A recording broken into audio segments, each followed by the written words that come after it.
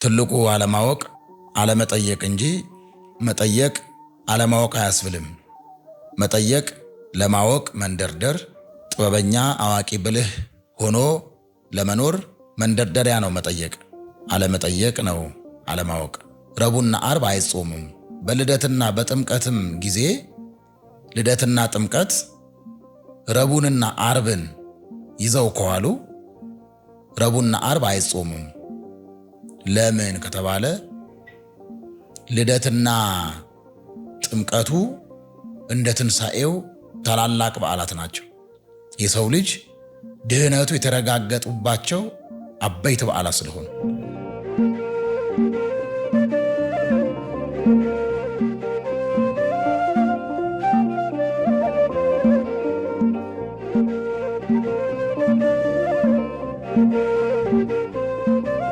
ትልቁ አለማወቅ አለመጠየቅ እንጂ መጠየቅ አለማወቅ አያስብልም። መጠየቅ ለማወቅ መንደርደር፣ ጥበበኛ አዋቂ ብልህ ሆኖ ለመኖር መንደርደሪያ ነው መጠየቅ። ምዕመናን በየዓመቱ ይጠይቃሉ፣ መምህራንም በየዓመቱ ይመልሳሉ። መጠየቃችሁ ጥሩ ነው። አለመጠየቅ ነው አለማወቅ። የገና ወይም የልደትና የጥምቀት ጋድ አለው የለውም የሚለው እንደሚታወቀው በየዓመቱ ያው እንደ አዲስ ይጠየቃል።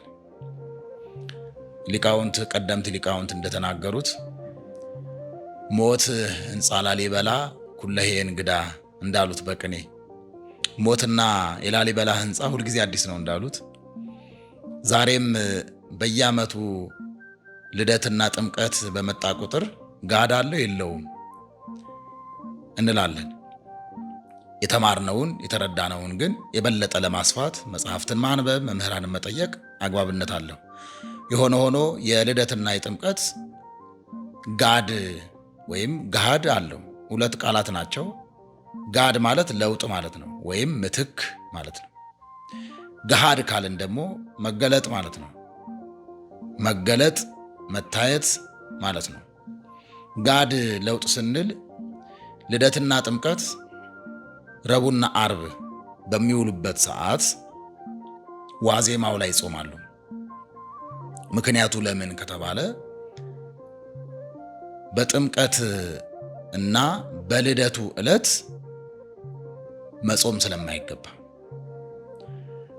ለምሳሌ ትንሣኤን ካከበርን በኋላ በተከታታይ ያሉት ረቡዕና ዓርብን እንበላባቸዋለን ማለት ወይን ይጠጡባቸዋል፣ ስጋ ይበሉባቸዋል፣ የእንስሳት ተዋጽኦ ሁሉ ይመገቡባቸዋል። በበዓለ ሃምሳ ያሉ ረቡዕና ዓርብ። በልደትና በጥምቀትም ጊዜ ልደትና ጥምቀት ረቡዕንና ዓርብን ይዘው ከዋሉ ረቡዕና ዓርብ አይጾሙም። ለምን ከተባለ ልደትና ጥምቀቱ እንደ ትንሣኤው ታላላቅ በዓላት ናቸው። የሰው ልጅ ድህነቱ የተረጋገጡባቸው አበይት በዓላት ስለሆኑ ስለዚህ ዕለቱን ስለማንጾም ዋዜማውን እንጾማለን። ይህንም አባቶቻችን በፍትሐ ነገሥት በአንቀጸ ጾም አንቀጽ 15 ላይ ደንግገውታል። ዋዜማው ላይ እንድንጾም ማለት ነው። ለምሳሌ ሐሙስ ከዋለ ረቡዕ፣ ማክሰኞ ከዋለ ሰኞ፣ ሰኞ ቢውል ደግሞ እሁድ አንጾምም። ቀንም ሙሉ በጾም አንውልም። የጾም ምግብ እንበላለን። በዕለተ እሁድ በዕለተ ቀዳሚት መጾም አግባብ አይደለም። ለምሳሌ ልደት ወይ ጥምቀት እሁድ ቢውል ቅዳሜ አንጾምም። ሰኞ ቢውል እሁድ አንጾምም። ለምን? በሁለቱ ሰንበታት በቅዳሜና በእሁድ ሰንበት አክፍሎ ጾሞ መዋል አግባብነት ስለሌለው የፍስክ ያልሆነ የጾም ምግብ ተመግበን እንውላለን። በዋናነት ግን ጥምቀትና ልደት በዕለተ ረቡዕ በዋሉ ጊዜ ረቡዕ ቢውል ማክሰኞ አክፍለን እንውላለን። ዓርብ ቢውል ሐሙስ አክፍለን እንውላለን። ስለዚህ በረቡዕና በዓርብ ፈንታ ዋዜማውን ስለምንጾመው ጋድ ተብሏል። ጋድ ማለት ለውጥ ማለት ነው። ጋድ ከሰባቱ አጽዋማት አንዱ ነው፣ እንዳትረሱ። ከሰባቱ አጽዋማት አንዱ ነው።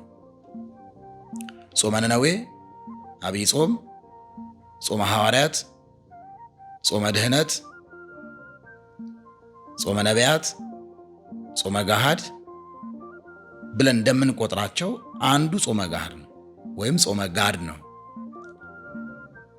አሁን በዚህ በጾመ ነቢያት 44 ቀን ነው አይደል? ጾም ነው። 40ው ነቢያት የጾሙ ጾም ነው። ሙሴም የጾመው 40 ቀን ነው። እነ ዳንኤልም የጾሙት 40 ቀን ነው። በኦሪቱ የነበሩ ነቢያቱ የጾሙት 40 ቀን ነው። እኛ አሁን የጾምነው 44 ቀን ነው። 40ው የነቢያት ጾም ነው።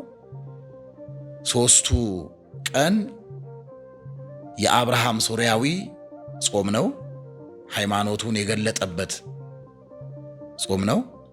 አንዱ ደግሞ ጾመ ጋድ ነው ወይም የለውጥ ጾም ተብሎ ይገለጣል ማለት ነውና የጥምቀትና የልደት ጊዜ ረቡዕና ዓርብ በሚውል ጊዜ በሌሎቹም ጊዜያት አክፍለን ጾመን እንድንውል ስርዓትና ሕግ ተሰርተዋል። ይህንን በደንብ መያዝ ያስፈልጋል።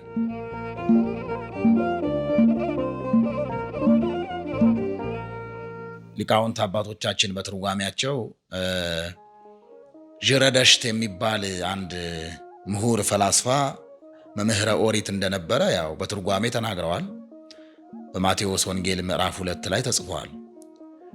ዥረደስት ከነቃማይ ውሃ ከሚፈልቅበት ከምንጭ አጠገብ ተቀምጦ የክርስቶስን የልደቱን ነገር ትንቢት ተነግሮ ስለነበረ ነቢያት ይወርዳል ይወለዳል ብለው ትንቢት ከመናገራቸው የተነሳ ይልቁንም ነቢዩ ኢሳይያስ በትንቢተ ኢሳይያስ ምዕራፍ 7 ቁጥር 14 ላይ እናሁ ድንግል ትጸንሶ ትወልድ ወልደ፣ እነሆ ድንግል ትጸንሳለች ወንድ ልጅንም ትወልዳለች ስሙንም አማኑኤል ትለዋለች ብለው እንደዚህ የጎላ ትንቢት ደረቅ ሐዲስ ያዩ የሰሙ የተመለከቱ በሚመስል ሁኔታ ትንቢት የተናገሩ ነቢያት ስለነበሩ ይህንን ይሰማ ነበረ። ጥንቁቅ ፈላስፋ ነው። ዠረደሽት ይባላል።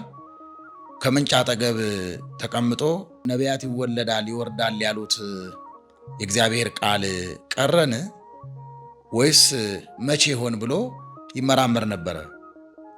በዚህ ወቅት ነው እንግዲህ አንገቱን ቀና አድርጎ ወደ ሰማይ ቢመለከት በሰሌዳ ኮከብ እመቤታችን በኮከብ ሰሌዳ ላይ ድንግል ሴት በሰሌዳ በኮከብ ሰሌዳ ላይ ሕፃን አቅፋ ታየች ማለት ነው። ያቺም እመቤታችን ናት። ወዲያው ወስዶ በብር ሰሌዳ ላይ ሳለው ይላል። የእርሱን ጥበብ የእርሱን ዕውቀት የሚከተሉትን ደቀ መዛሙርቱን ምን አላቸው? ምናልባት እኔ በሕይወት ባልቆይ በሰማይ በኮከቡ ላይ ድንግል ሴት ልጅ ታቅፋ ያያችሁ እንደሆነ መሲሁ ተወልዶ ይሆናል፣ መሲሁ ተገልጦ ይሆናል። ይህን ኮከብ እንደ ምልክት አድርጋችሁ ሂዱ ታገኙታላችሁ። ይህ ኮከብ የታየበት ዘመን የእግዚአብሔር ቃል ተወልዷል ብሎ ይወለዳል ብሎ ለደቀ መዛሙርቱ ነግሯቸዋል። ወርኢነ ኮከበ ዚአሁ ወመጻእነ ከመ ንስግድ ሎቱ፣ የእርሱን በተፈጥሮ ገንዘቡ የሆነው የእርሱን ኮከብ አይተን ልንሰግድለት መተናል ያሉት ሰብአ ሰገል ለዛ ነው። እና ይሄ ዠረደሽት የሚባለው እመቤታችን በኮከብ ሰሌዳ ላይ ተቀርጻ ያየ ምሁር ነው፣ ሊቅ ነው፣ ፈላስፋ ነው ብለው ሊቃውንት ይናገራሉ።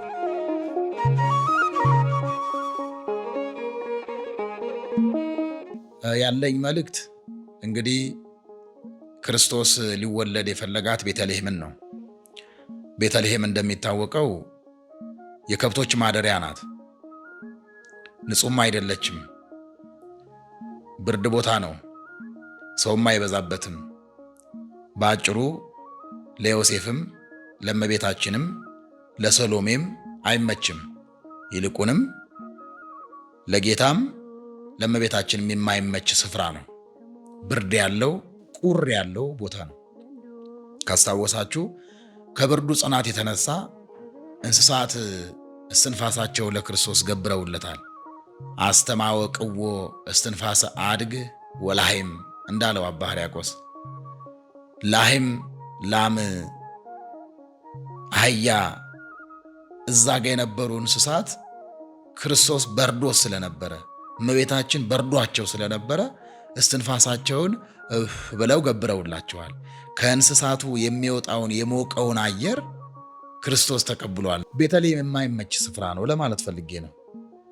ዛሬ ክርስቶስ መቼስ መጥቶ አይወለድም፣ እንደገና አይወለድም። ዳግም ግን በልቦናችን መወለድ ይፈልጋል ማለት ሊያደር ይፈልጋል። ዛሬ የክርስቶስ ቤተልሔም እኛ ነን። እኛ ላይ ሊወለድ ማለት እኛ ላይ ሊያደር ይመጣል። እንደምታውቁት የኛ ስብዕና የኛ ሕይወት ለክርስቶስ ለማደሪያነቱ አይመችም።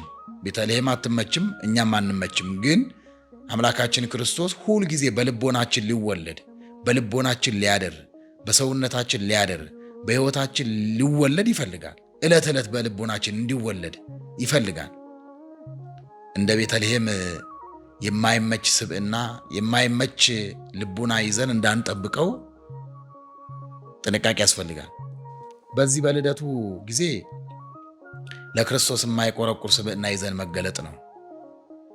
ንስሐ በመግባት ሥጋው ደሙን በመቀበል ከተራቡት ጋር አብሮ በመመገብ የተረሱትን በማስታወስ ያዘኑትን በማረጋጋት ለክርስቶስ ለማደሪያነቱ የተመቸን ሆነን ዳግማዊ መልካም ቤተልሔም ያማረች የተዋበች መልካም ቤተልሔም ሆና ነፍሳችን ሰውነታችንም ያማረች የተዋበች ቤተልሔም ሆና እንድንጠብቀው ያስፈልጋል። መልካም ቤተልሔም ሆነን መገለጥ አለብን። በዚህ ልደት እኛ ሁላችንም የክርስቶስ ቤተልሔም ሆነን የማይቆረቁር የማይሰለች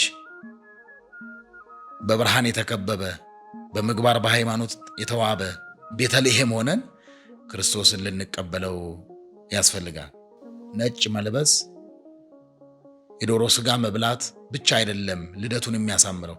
ልደቱን የሚያሳምረው የሚያስውበው እኛ ያማረች የተዋበች ቤተልሔም ሆነን ለክርስቶስ የተዘጋጀች ቤተልሔም ሆነን ስንጠብቀው ነውና እንደዛውን እንድንጠብቀው እግዚአብሔር ሁላችንንም ይርዳን።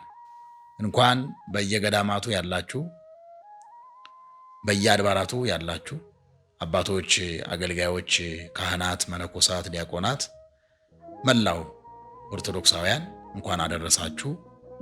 በዓሉ የሰላም፣ የፍቅር፣ የአንድነት፣ የበረከት ያርግልን። እግዚአብሔር ከሁላችሁ ጋር ይሁን። እግዚአብሔር ይባርካችሁ። እግዚአብሔር ይቀድሳችሁ። መልካም በዓል ይሁንላችሁ።